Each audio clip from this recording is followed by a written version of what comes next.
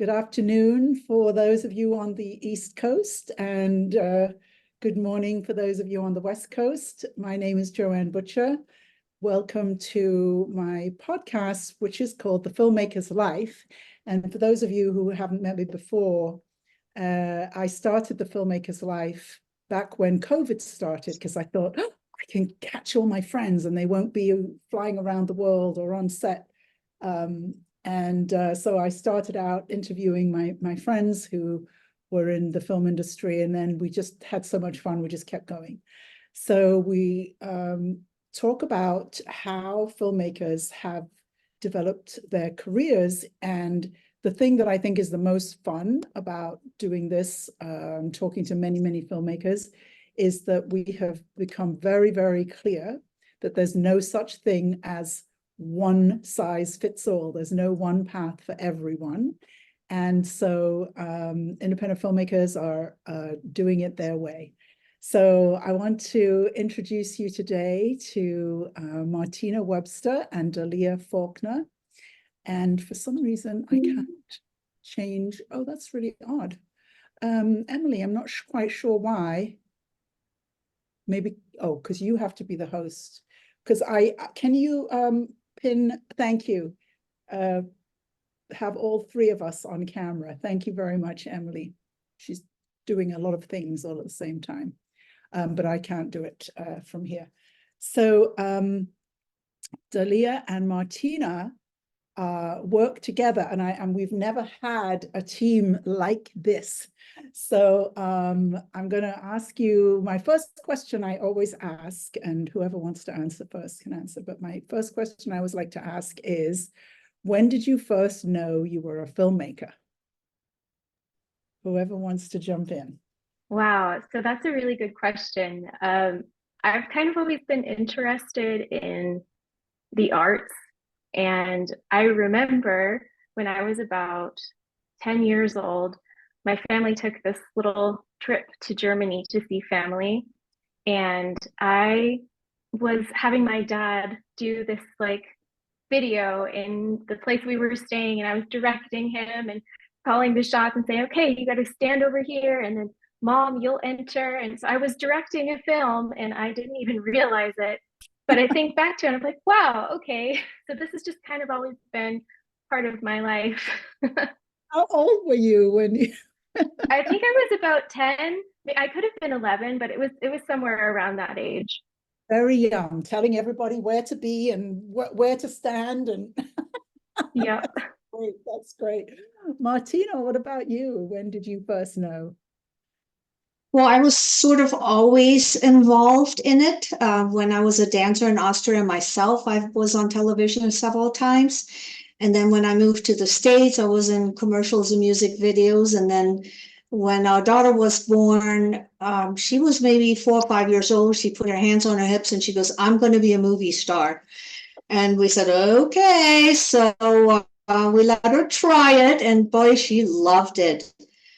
So then I, helped other kids make that jump. And gee, when I sort of retired from the dance studio, I love Christmas. So I'm going, hey, I'm going to do a Christmas movie and talk to her. She's a writer. So she wrote the script, and sort of that was our first movie together. I've done a few other little things prior, and the bug really bit me when I did that.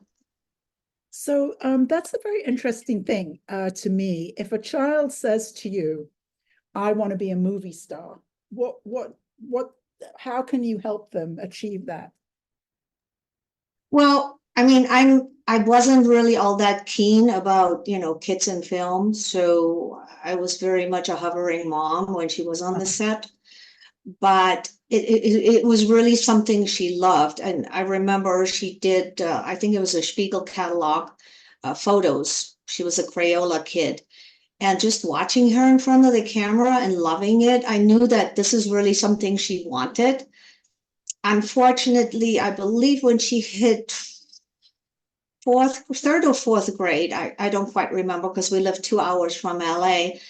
I said, hon, this is all wonderful, but this is going to have to wait until you're done with high school and college. because if your talent is there, it's going to still be there. I just didn't think it was healthy to, take her 3 times a week, 2 hours there, 5 minutes audition and 2 hours back, to LA each time. I just didn't think that was a good way for a child to raise up. So I don't know if I made the wrong call, but I feel comfortable with what I did. That's great. That's great. Dalea, what do you think about that? I mean, I'm always joking with people, I'm like, oh, how old is your child? 2. Oh, are they ready to start working? Because there are really children who really, I mean, I don't think they see it as work. I don't know if they know Right. what work is and that you get paid when you work and things like that. But there are some children who, as soon as you meet them, they're performing. Yeah. So I think number one, Mom, I think you made the right choice because I'm a nerd through and through also. So I loved going to school. As far as, are you ready to work? In my personal experience, my parents didn't even tell me how much I got paid. I was excited. My mom or my dad would hand me $5 and say, "We get to go to Toys R Us." So, it wasn't this big deal to me. It was just a fun thing I got to do, and then I got to go get like a fun little treat afterwards. So I think it's kind of all in how it's presented, and of course, the parents definitely need to be really involved. If your child is wanting to be in the arts, be there with them every step of the way as close as you can. And, it's really important to make sure that you're surrounding your child with the right people too, that are going to have their back and protect them. I definitely think that is key. It's interesting the way that you're both talking about it, because you're both talking really about safety. Looking at the industry from a safety perspective, and you're both sort of starting from the assumption that it's not safe, right? Pretty much is what you're saying. I agree. However, I was that way with everything, whether she took sports or she was on the dance team and they traveled. So it wasn't necessarily the movie industry. I just didn't want to hand over my child to someone that I didn't know. And, so it wasn't so much hover mom, in a bad sense. I just wanted to make sure that she was absolutely safe in whatever she did. So I know we can't protect them completely, but that really truly was our goal. So it didn't matter whether it was film or something else. Yeah, no, it's very interesting, because the issue of safety, in a way, I think since COVID, now there are health and safety officers on sets, and then they're not necessarily thinking about the safety of kids necessarily, I guess, but safety in general is now something that's on every set. And I think I just saw a headline yesterday that as a result of the death of the director on the Rust set, that gun use on sets is going to change. And to me, it's like, why on earth would anybody want to make a film unless everybody is safe? But it's not necessarily the case. Okay, so you started out, Martina, in dance.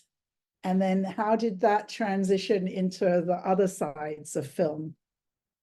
Well, like I said, I always kind of help my students make that jump if they wanted to. And I mean, Kindergarten Cop, Scrooged, I'm trying to think of, there were so many movies that they were, background actors to make that, that transition. And then I actually helped a friend with his film festival, and also put on a smaller one that I helped him with. And from there, I was asked to be a producer on a Christmas short, which was held in my house, because my house is crazy Christmas all the time. And that sort of kind of started it. Someone else had helped with that short out of friendship, said, "Hey, I would really like you to help us produce Turnover," which is a feature with Paul Guilfoyle, really funny comedy. And I just kind of ate it up. The first 3 days or so, nobody knew I was a producer because I told her, put me to work. I want to find out what every job is like. That way no one can, sort of pull the wool over my eyes. If I know what's going on, then, I think you're a better producer. So I worked in the trenches the entire film. After the third day, when they found out I was a producer, they sort of went, uh-oh, what did we say? People But think that's they think the producer means the heavy or something, or yeah. or something like that.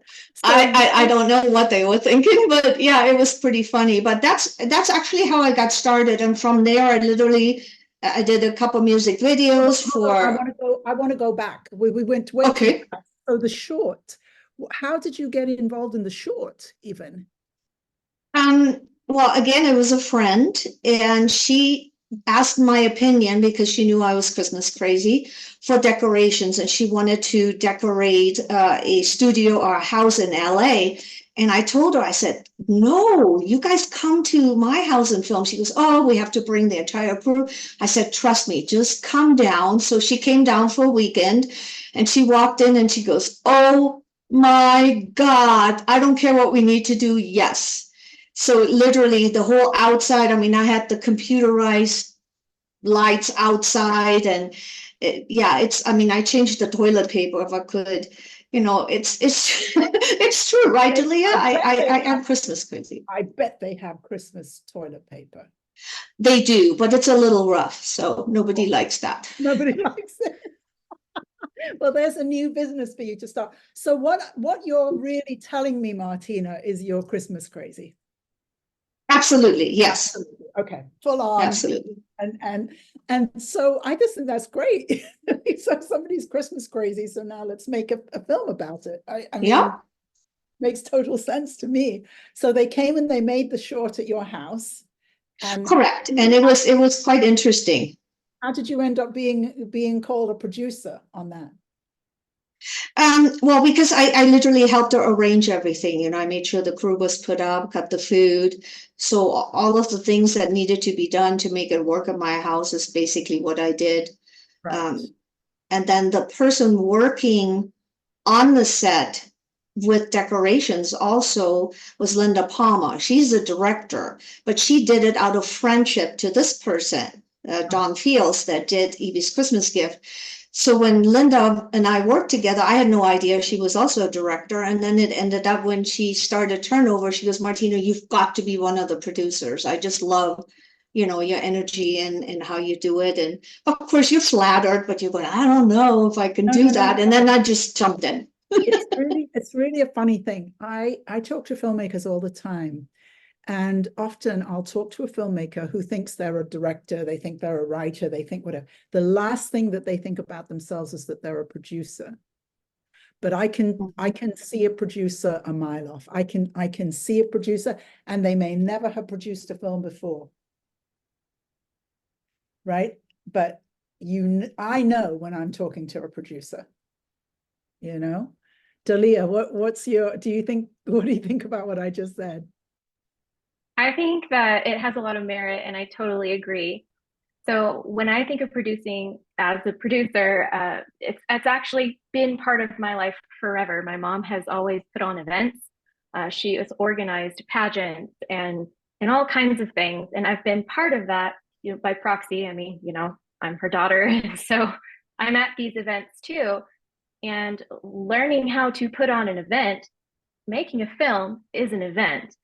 We own a film festival together. That's the same thing. It's an event.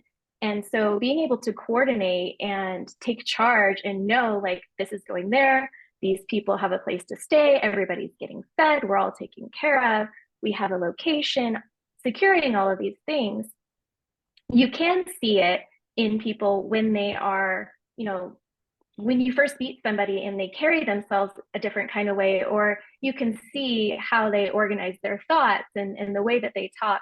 I definitely think that it is easy sometimes to really spot who the producer is. But if they're kind of laid back and they don't want you to know, you're probably not going to know. Yeah, I think that there's a lot of misunderstanding about what a producer is, and my definition of a producer is, number one, the one who raises the money. Well, no, I guess number one is who has the vision, who raises the money, and then who implements the film. That's my definition of a producer.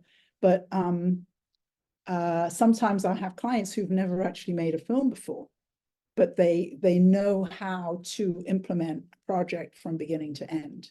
They know how to be able to go through that. And then I just teach the fundraising part.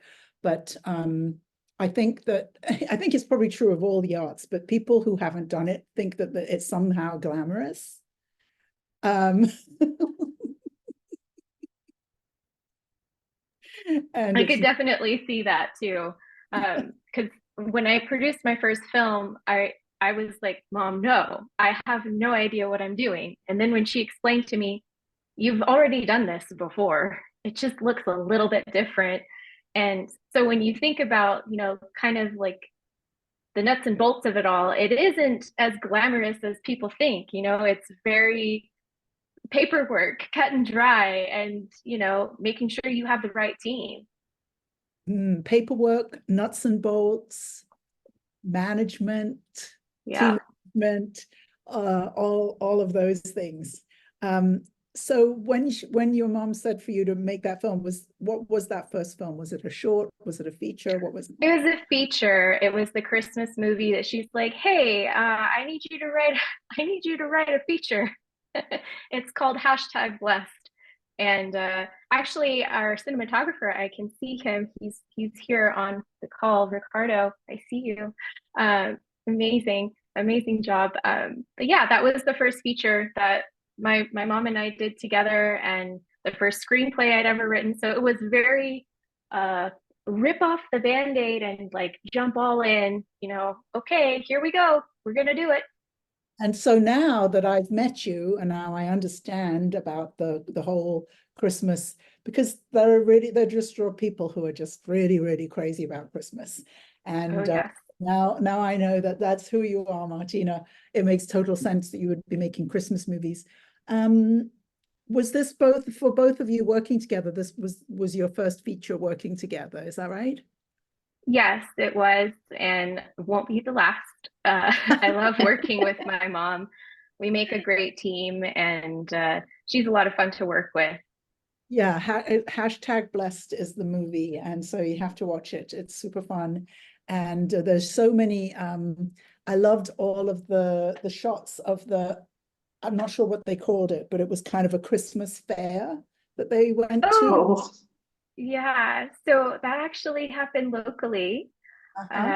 So we filmed this in our current hometown, not where I grew up hometown, but where we live now hometown. And so we have a local Christmas parade. And so we included that, and it was really kind of a team effort from the community. I definitely feel like everybody wanted this film to be made. What is the town that you live in? Sholo, Pine Top Lakeside. It's kind of like a little mountain town. We live in the White Mountains in Arizona. Arizona. Oh, it's funny because I'm geographically challenged, but I always think of Arizona as a hot place. Yes, and there is about, I think, 4 inches of snow outside right now. Wow. Because I thought about there's one scene where there's the snow just falling very gently outside a house. And I was like, why did they shoot this? Where did they make this? I would never have guessed Arizona. I would never have guessed that. Because I am geographically challenged. Because people go to Arizona to ski, right? Yeah. Yes, there is skiing up here. Close to us, there's this town called Greer, and we have a ski park called Sunrise. So it's a very beautiful getaway. I highly recommend coming to Sholo and checking things out. You can come to our film festival in October. So, I mean, you get to experience the fall, and if it gets too cold, you'll experience some snow. So, definitely make your way out here. Come see our cozy little mountain town. Emily, do you have the link for the film festival? That would be so fun to put that. I think I saw it in one of the emails. I'm about to put it up. Yeah. Lovely, Yeah. lovely. Sure. Joanne? Yes. I need to backtrack just a little bit I love because backtracking. I love that. you talked about the lights, and what happened is we were supposed to have filmed the scene that is under the big lights, because I don't want to give away the film, because it's kind of one of the major scenes. We were supposed to have filmed that on a fake Christmas tree lot that we were going to put up, right? We were just going to create this Christmas tree lot. And as we're leaving from filming, my husband goes, well, look at all the lights over there. And he kind of went off the main road, and we drove. It's an entire block where all the homes decorate, and they literally put the lights across the street in arches. And we're driving through that, and I'm going, oh my God. So I called Ricardo and Stephanie McBain, who's the director. Ricardo's the DP. And I said, you guys got to come down. So we waited, and they came down, and we're looking and going, oh my God, if we could film here, this just, the production value will just skyrocket. And the little town we live in was so kind. Tony Alba, the town manager, arranged for police to block off the street for 3 hours. Every one of the homes signed off that we could film it, and then they all participated as extras. So literally, Dalea and Stephanie rewrote the scene real quick, and we literally 2 days later filmed at that location, just impromptu. And it's the production value went up. And Ricardo, bless his heart, he goes, oh my gosh, because of all the lights we didn't know, but he is such a pro. He was able to get all of the blinking and stuff under control. I think it looks amazing. There was a lot of blinking. No, that was just great. And it's interesting when you say it raises the production value so much. To have all of those lights and all the people, and it was fantastic. I wanted to also, so when you decided to make this film, and feel free to tell me, I can't ask these questions, but how did you find that? Where did you go to get the money? Did you raise the money? How did you do that? Okay, we begged, borrowed, and stole. No, no, we literally did a campaign with our friends. With our friends, and my husband put money in the first film. So we were partially self-funded, and then the rest came through profit shares. We did profit shares. I don't like to call them investors. And then we also did, of course, the online. And there were a lot of people that were very kind that would send $25, $50, $100. And it just kind of seemed to work out. I remember I was $10,000 short on final payroll. And there was no way in the world I would have not paid the crew, because on indie films that happens quite often. And don't even ask me how, but the last week, within 3 days, that last money came in, and it was, we call it #blessed. Everything on this film was #blessed. The very first film that I ever worked on years ago back in Miami, the title is Lost Everything. I would say no, that is the wrong title for a film. #blessed is a much better title for a film. I also was, this is another thing. I talk about this concept a lot. I call it the small town advantage. And so a lot of times filmmakers, a lot of filmmakers think they're supposed to live in Hollywood, or they're supposed to live in New York or something. But the truth is you can make films everywhere, right? And so one of the things I always talk about is that if you live in a small town, there are actually a lot of advantages that you can, like you were just telling the story about the police officer, but so what, now you have a film festival there, but can you say a bit more about how you were able to involve the whole town in your film? Yes, absolutely. Sure. There's a couple things that I'm jumping into this, Mom. I'm getting there first. I'm so excited. One of the craziest scenes written involves a lot of emergency vehicles. I don't want to give it away, no spoilers. Typically, you would think that in maybe LA, having these fire trucks, police cars, officers, ambulance, first responders, all of that sounds like a lot of money. It sounds like a lot of money. But when you're in a small town and you have people who are like, oh my gosh, yeah, we'd love to be in your movie. And then they just show up. And so you don't have to hire actors to wear, a fireman, gear and all of that. We just said, just do what you usually do in a situation like this. Just do your job. And it looks amazing. So something as simple as that, if you're in a smaller town and people are on board, they want this film to be made, people are jumping at the opportunity to be part of something bigger. And so I think that, like you said, there is an advantage. That's one of them. And I know I'll let my mom kind of take the reins when it comes to locations, because I'm sure that's what she wants to talk about. But yeah, I know that was kind of our biggest concern, is how are we going to get all of these emergency responders in our movie with these big vehicles? Yeah, and actually that was really a very impactful scene, just because it was so real, because they were doing their job. It was a trying to cut people out of a car type of thing. They actually brought all of the equipment. And when I walked on that set, because it was literally in our neighborhood, in a cul-de-sac where no homes were built yet. So we got the permission to do it all there. So we literally staged a huge accident there. And when I walked on the set, it got me. It was so real looking that I mean, I think most people were very quiet and somber doing the filming, just because it was so impactful.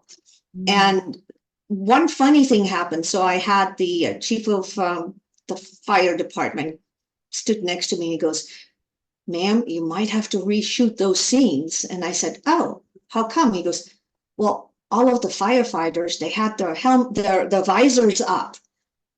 And I said, yeah, they want their faces to be shown. It's okay. If somebody calls us out for it, it makes for good, a social media talk. It's all good.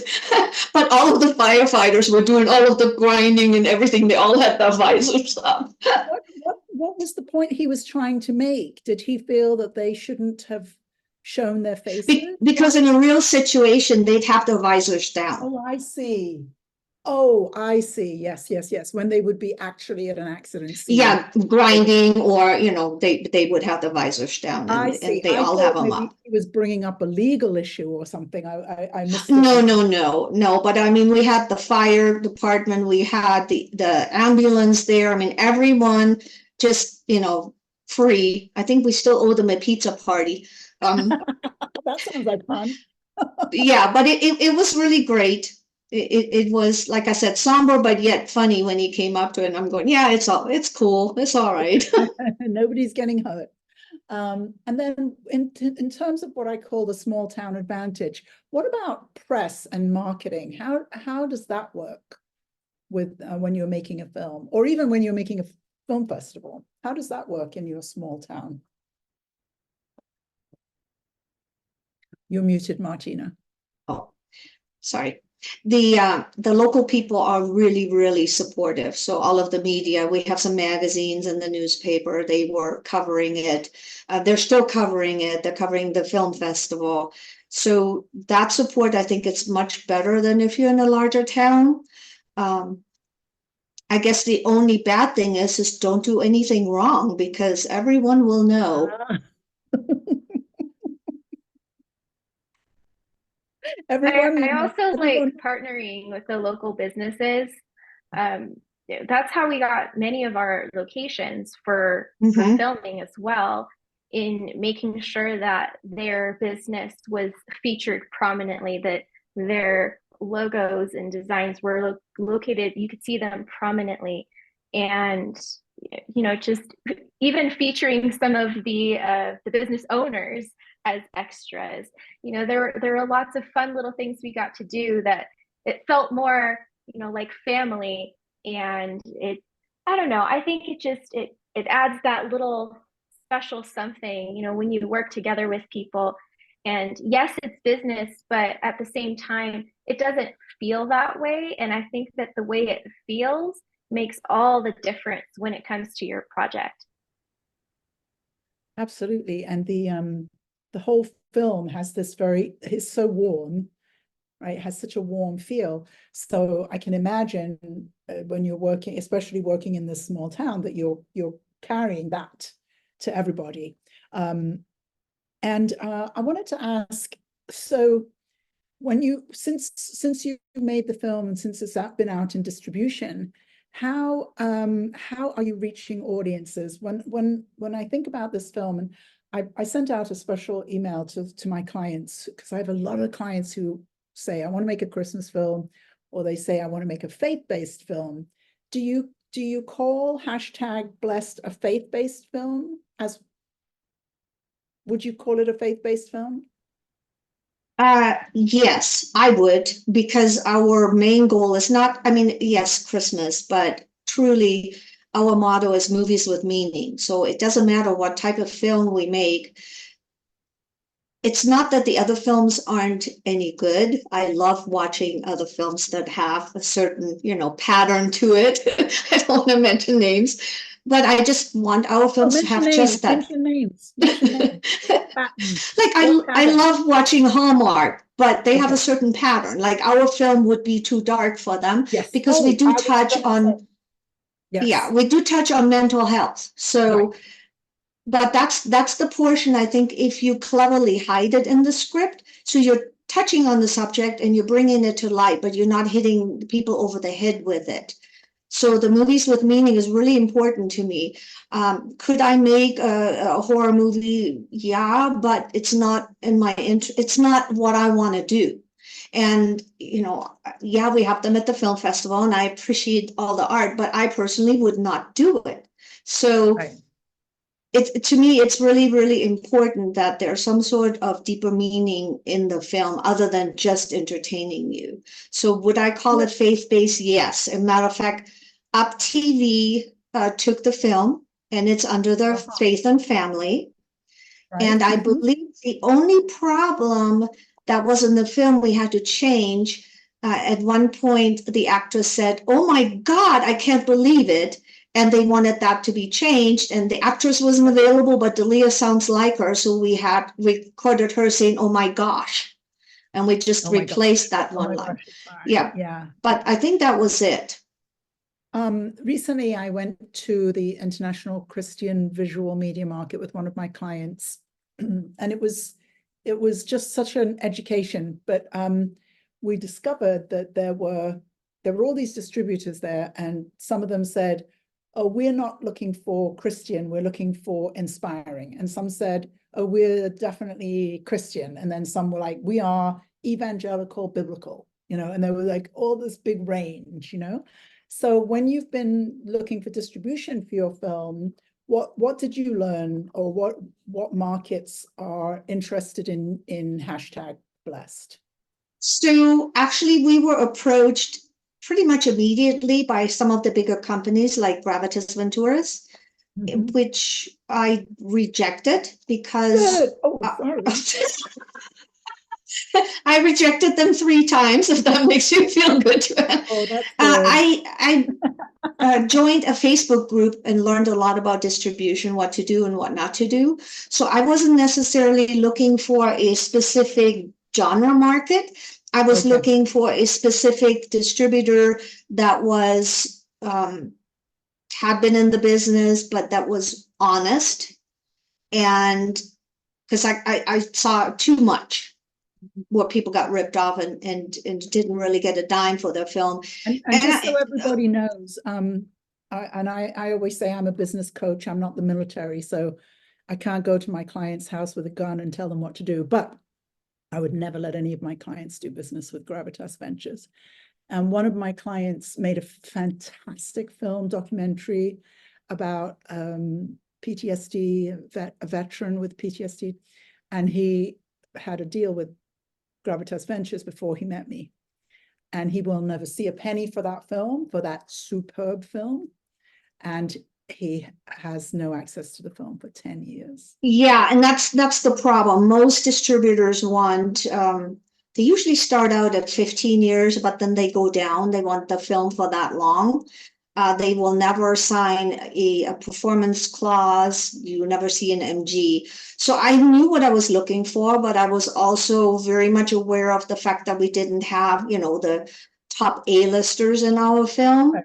And that is quite often, a handicap. So this particular distributor, which is Shaquette Berenson from Entertainment Squad, I interviewed him, and originally I had only interviewed him as for international sales, Uh-huh. but he had just made the jump into the American market, also for the US. So I had Zoom calls with him, and I liked his personality, and I flat out said, I go, Shaquette, will you sign a 1 year performance clause? So if you don't perform in 1 year, X amount of dollars for this film, it will revert back to me. He goes, absolutely. He didn't even think about it. Yeah, because he's so confident about what he's doing that, and so he should. If you're confident about what you're doing, then why are you afraid of a performance clause? Also his overhead, which, I'm not going to disclose the numbers, but an example, the other company we talked about wanted a $20,000 overhead. I've seen And 35 a lot. I've seen 35 a lot. Yeah. So I'm not even 10% of that is Right. what was requested, and it was for very, very good reasons. Uh-huh. And he pretty much, helped us all the way. And it's still, matter of fact, I have a Zoom meeting with him next week, because after a year, we need to review which channels we should add, which ones we shouldn't, what worked well. And I basically followed his guideline, changing the poster, things like that. He, matter of fact, called me from Cannes and said, Martina, I have a German company here that wants to purchase the film, or more or less lease the film for the German-speaking market. And these are the numbers. And then I got back to him with other numbers. And he says, okay, they want to sign. Are you okay with it? Now, mind you, I hadn't even signed a contract with him. Ah. And I said, well, Shaquette, are you okay with it? He goes, I trust you. And he did the deal without having a deal with me. That's a great, and great and right testimony. there, he showed to me that I can trust him. So Yeah. And so that's also very interesting, because I'm still back on this kind of faith-based versus Christmas, I guess. But so the business that you've been able to do with the film, has it been more in a faith-based market or not? What would you say? I would say in both. Like I both. said, Up TV and PureFlix took it for the faith-based market. Right. But then it is on Tubi and Amazon Prime and Plex and a whole bunch of other platforms. Right. So I don't think he specifically marketed it as faith-based. It just sort of happened. Yes, I know. I'm not like somebody who knows a lot about the faith-based market, but I'm very interested in it, and I've been researching. And so the thing that I saw with your film was that there was the idea that the main character is, maybe I'm misreading it, but was considering suicide. I wasn't sure that would fly in a faith-based world. And yet it feels to me as though, when you are in the darkest place in your life, that's when you really need faith, right? So, I 100% agree. Yeah. And I think you're really touching on something important too, because so many of us have struggled with different things in our lives, right? We've all had these different journeys that have led us different places, and our dark night of the soul all looks different. Yeah. Many of the people who worked on this film specifically had been to the dark place that the lead character Jesse was in. I myself have been in this place too. The story is very loosely based on some of my own personal experiences. And so our whole idea of making movies with meaning is that there's something greater. There's so much more to your life, and that you know, you're important. And I think that when you're making a movie like that, you know, it touches different genres in so many different ways. The other thing about that is that I think, oh, what have audiences told you? Who are the people who like your film? Oh my goodness.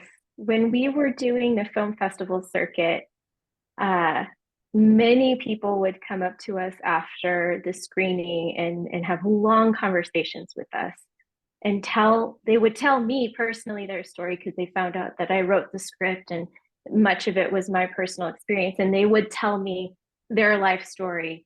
And many of them would come up to me and say, you know what, I'm going to call this person now and check on them.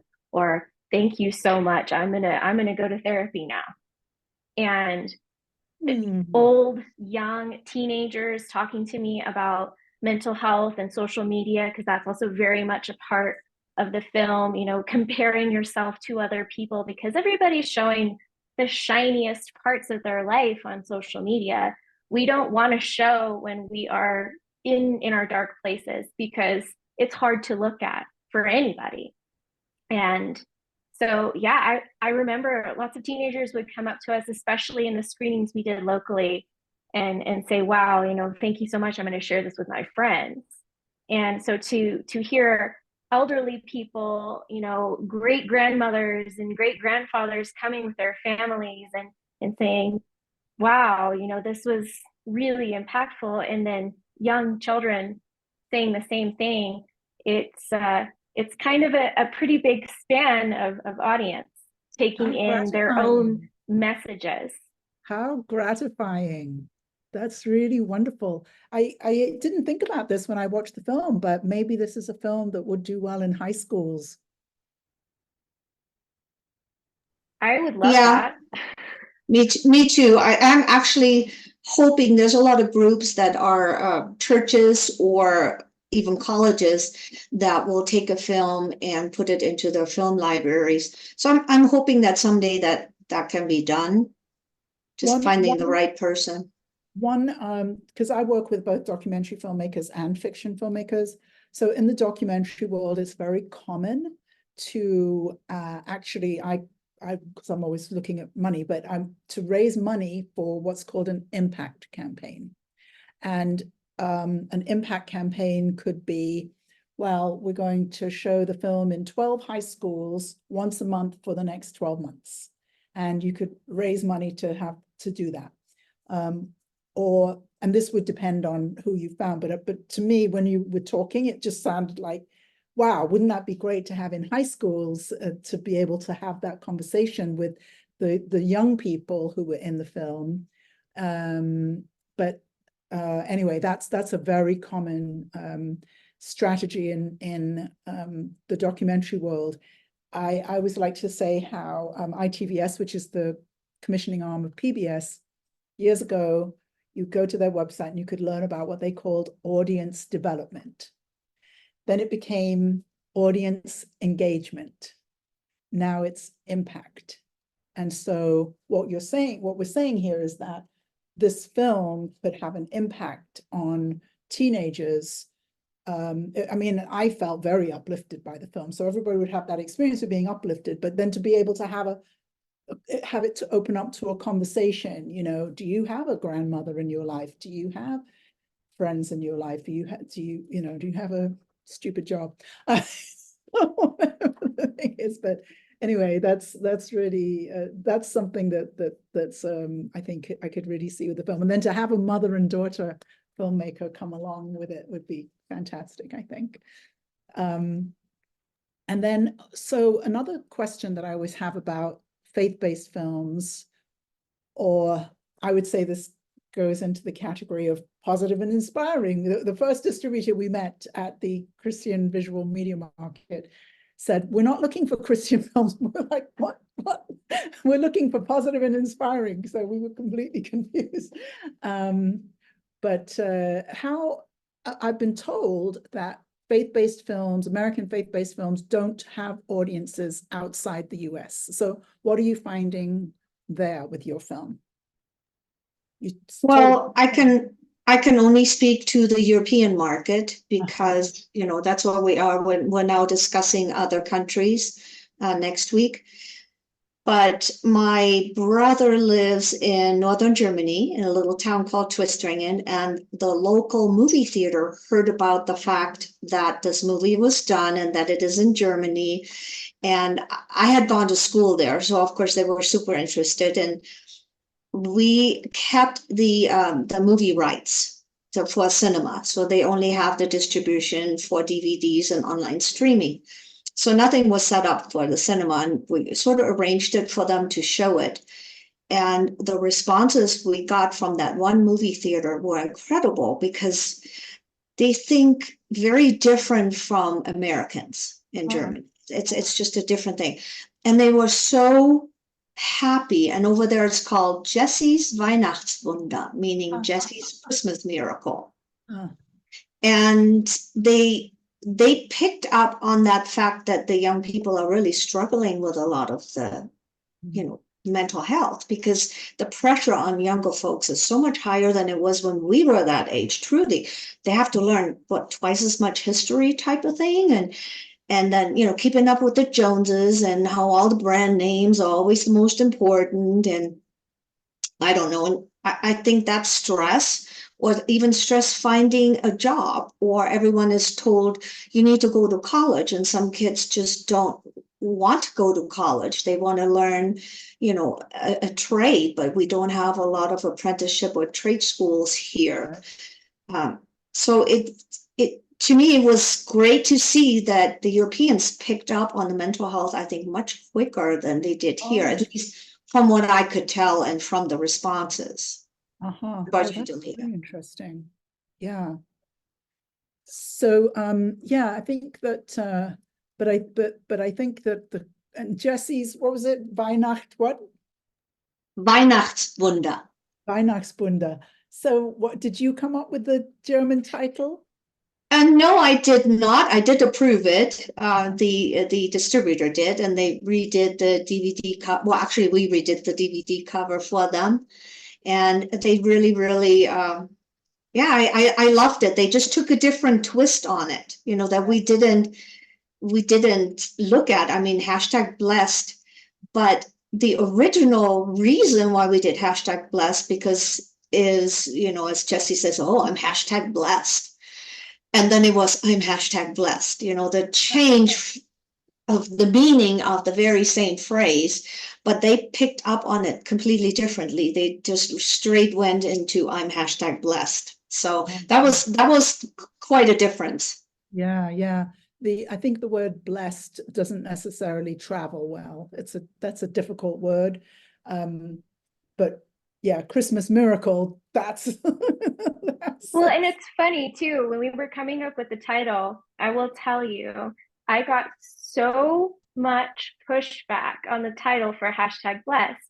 And I said, but this is so critical. This is so society right now, because people do use the #blessed ironically and intentionally on social media. They'll show, cereal all over the floor and their house being like torn apart because their dogs got into something, #blessed.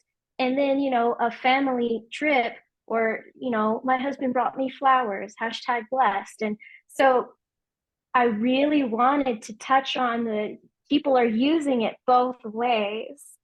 Right. But let's show how we can actually, find that meaning, find that gratitude in our lives.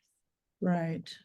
Yeah. Yeah. In fact, I think we caught a lot of slack. I was actually told by numerous people in the industry, don't make that film. Just follow the pattern, that sells Christmas films. And I'm going, I don't want to follow no pattern. It's like, no, if I tank, I tank, but no, I don't want to. There's millions of those out there. Why can't we be different? Let's be different. But financially, it was a bit of a risk, but I'm sure it'll work out okay. It's a 3 to 7 year plan.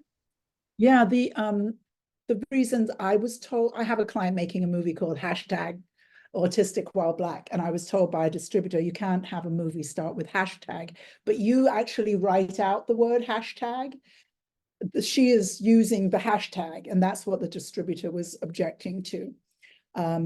So I like to open it up to questions. If anybody has a question, wave, let me know. And Ricardo, if you want to come and say hello, that would be great too. The pattern that you use that term pattern again, Martina, but what is the pattern that they wanted you to do? Is it the boy meets girl? Yeah, boy meets girl, break up, get back together, big town moving back to small town.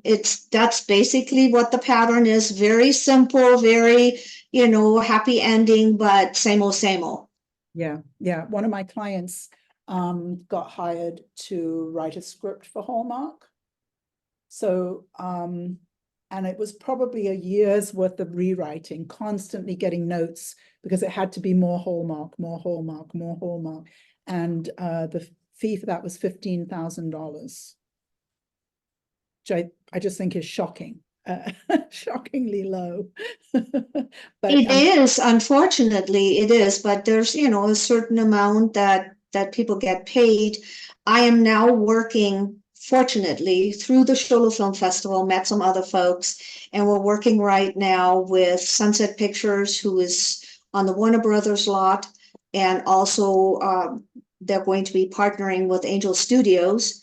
And so we're working on some of the scripts to be going, from our screenwriters from the film festival. I want to make sure we mentor them in a way that actually helps them. So we're getting some scripts to them, and also our own films.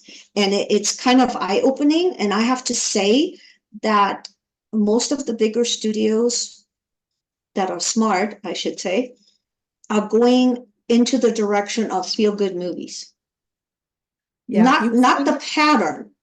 No, not the pattern, right? Yeah, in fact, when I was at the Christian market, one of the talks I went to, he said, if we don't start making some changes, instead of doing the same formulaic inspirational story, we're going to lose our audience. And we're building this big audience, but we're not serving them by providing them with this formulaic inspiration. It was very interesting. That was the first talk that I went to there. And who did you say you were working with? Somebody and Angel Studios. Angel Studios, I know, definitely. Sunset Pictures. Okay. They are located on the Warner Brothers lot, and they also work closely with Warner Brothers. Uh-huh. And then they recently are in talks with Angel Studios to make combined projects. Mm-hmm. And like I said, they're looking for projects that do have a meaning and are uplifting, but are not the normal pattern, if that makes sense. Yes. Oh, no. Oh, totally makes sense. Totally makes sense. Mark, thanks. You have a question. Yeah, I'm Mark Gordon. I'm an independent filmmaker. I'm working on my second feature film. I think you're the first mother-daughter producer team that we've ever had on this group. And I really appreciate that you said that your mission is to make movies with meaning. And the mission of my LLC, Awakening in Taos, is to make meaningful media. Oh, I love that. That's amazing. Yeah, that's beautiful. Yeah, so we're in the same team. But I'm wondering, are you working on a new production now, or did I miss that? No, we're working on Coop, which is has a lot of meaning. A handicapped dog and a very inspirational, yeah, and an athlete. But that's in talks right now to go on to potentially be done by another studio. Let's just put it that way, not indie.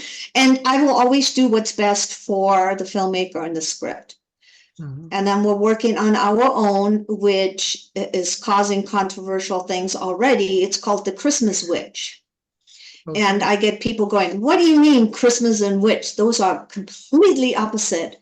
But if I dare everyone to kind of look into stories from around the world and research Christmas witch, because it's a long story. I'm not going to get into it, but let's just say this particular one is going to touch on losing a spouse, grief, a bullying in school, or being afraid to be yourself. So again, wrapped up in this nice little package where you don't notice it.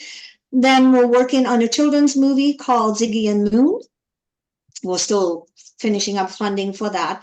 I'm working with someone on a trilogy called Fly, the Rise of Jed Parker, which is sort of a Karate Kid in indoor skydiving. And then we're working with several scripts, but as far as movies, then I'm still working on The Wind of Heaven, which is PTSD. What is indoor skydiving? Indoor skydiving is actually where you can, they have a big glass tube, for a lack of words, in the center of a room. And the flyers go in and they turn on the turbine and they float as if they were skydiving. And so they do all kinds of variations to music. It's quite intriguing to watch. Wow. And it's a worldwide sport that has never gotten any coverage. Hence, you didn't know. So see? Right. Thank you, Mark, for the question. I wanted to say that, Martina, when you were saying about look at stories around the world, when I was a child, I read everything in the children's library, and I was only about 8 or 9. And I found this book. I loved folk stories. I love mythology and folk stories. And I found this book of German folk stories, and it was terrifying. And I remember, I don't know if I did it or not, but I remember thinking I should go to the librarian and tell them this shouldn't be in the children's library.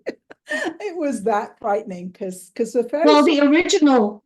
Yes, the original Grimm's fairy tales are, if you read the original Grimm's fairy tales, they will scare the bejesus out of you. You know, they're very, it's not, you know, Snow White. It's a little dark. Yeah, very, very, very dark, very dark. And after that, I graduated to the adult library. They let me go. Yes, I remember thinking, yeah, if you've got that in the children's library, you can let me go to the adult library.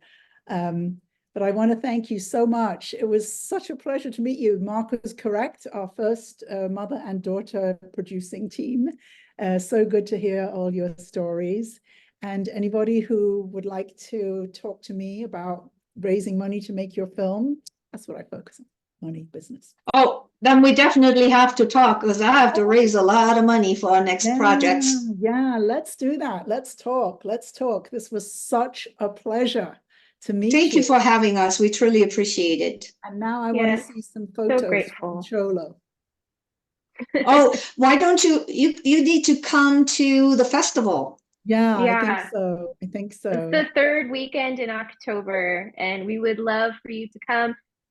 And I like to say too, if you're a filmmaker and you've submitted, and even if you don't get accepted, come to the festival, watch the films that are there. We have these amazing speakers that come and do workshops, and they are so valuable. So there's so much more than come and do a workshop. film. Yeah, we are right now, we're crossing our fingers. 95% John McTiernan is flying in from Canada. He's the director of Die Hard, Predator, Hunt for Red October, because he loves smaller film festivals. And ours is a boutique one. We only take the top 100 winners. So it's not, you know, gigantic. And he is going to be doing some mentoring sessions. So we're really looking forward to that. It's incredible to get that type of support, you know. Yes, I just saw Sheila just arrived. We're just ending, Sheila. I think you must have had the time wrong. I'm so sorry. You would have enjoyed Martina and Dalea. No, did I just? Sorry, I was only able to join now. Sorry. Oh, okay. Well, we'll have the recording. But thank you so much. What a pleasure. We will definitely be in touch, and we'll talk soon. We'll talk money. Bye. Thank you. Thank Everybody for coming you. and listening. Thanks, everybody Bye. on Thank you Facebook. all. Bye. Bye, Ricardo. Bye. Bye, Ricardo.